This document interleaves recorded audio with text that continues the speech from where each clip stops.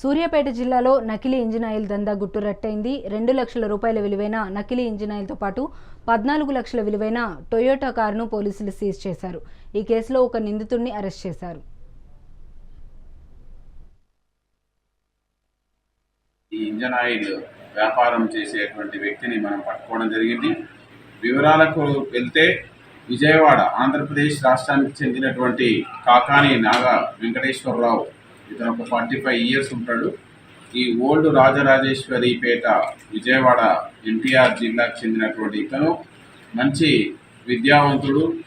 విజయవాడలో పాలిటెక్నిక్ ప్రభుత్వ కళాశాలలో డిప్లొమా చేసినాడు ఇన్ మెకానికల్ ఇంజనీరింగ్లో. మంచి మెకానిక్ యొక్క నైపుణ్యంలో ఇతనికి ఆరితేరిన అనుభవం ఉంది. ఇతను 1998 నుంచి విజయవాడలో ఉన్నటువంటి లూబ్రికెంట్ ఇంజన్ ఆయిల్ కంపెనీలో ఇంజన్ ఆయిల్ ల్యాబ్ టెక్నీషియన్గా పనిచేస్తూ మంచి ఈ ఇంజన్ ఆయిల్ తయారీలో మంచి అనుభవం గడించినాడు.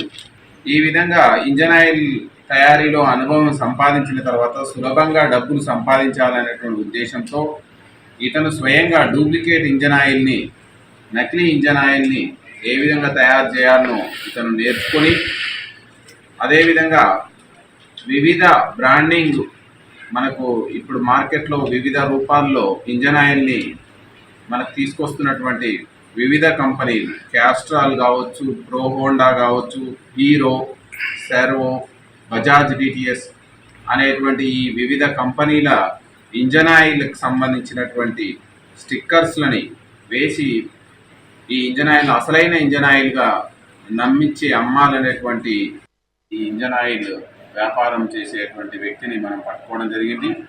వివరాలకు వెళ్తే విజయవాడ ఆంధ్రప్రదేశ్ రాష్ట్ర